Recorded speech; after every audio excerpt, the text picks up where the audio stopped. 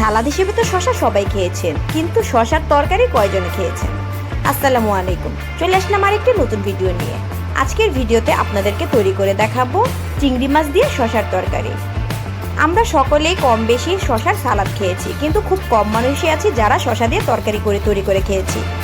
আজকে আপনাদেরকে তৈরি করে দেখাবো চিংড়ি মাছ দিয়ে শশার তরকারি। এর জন্য প্রথমে আমি শশাটাকে ভালোভাবে ছিলে মাঝখানে কেটে এর বিচিটা ফেলে দিব। এখানে বিচি ছিল না, এটা না ফেললেও চলতো, কিন্তু আমি এর বিচি অংশটুকু ফেলে দিয়েছি।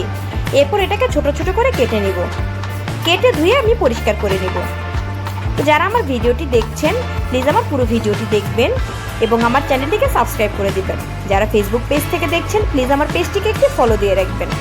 আমার শশাগুলো কাটা হয়ে গিয়েছে, এবার আমি সরাসরি রান্নায় চলে যাব। এর জন্য একটি কড়াইতে প্রথমে আমি তেল দিয়ে দিলাম। তেলটা গরম হলে এর মধ্যে দিয়ে দেব চিংড়ি মাছ, সাথে পেঁয়াজ কুচি। চিংড়ি মাছ এবং পেঁয়াজটা তেলের সাথে কিছুক্ষণ ভালোভাবে ভেজে নিব।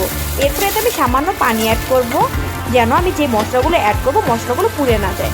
এরপর একে একে এতে আমি দিয়ে দিব স্বাদ মতো লবণ, হলুদের গুঁড়া, মরিচের গুঁড়া এবং সামান্য ধনিয়ার গুঁড়া।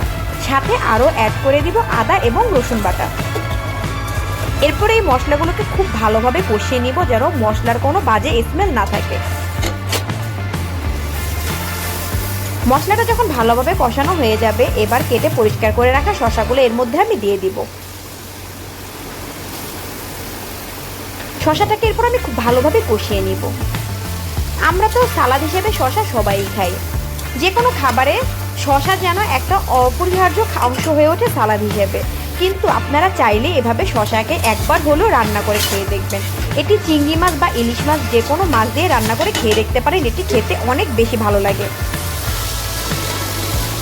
শশাগুলোকে খুব ভালোভাবে আমি কষিয়ে নিয়েছি। এবার এর মধ্যে আমি পানি অ্যাড করে দেবো, যাতে শশাটা খুব ভালোভাবে সিদ্ধ হয়ে যায়।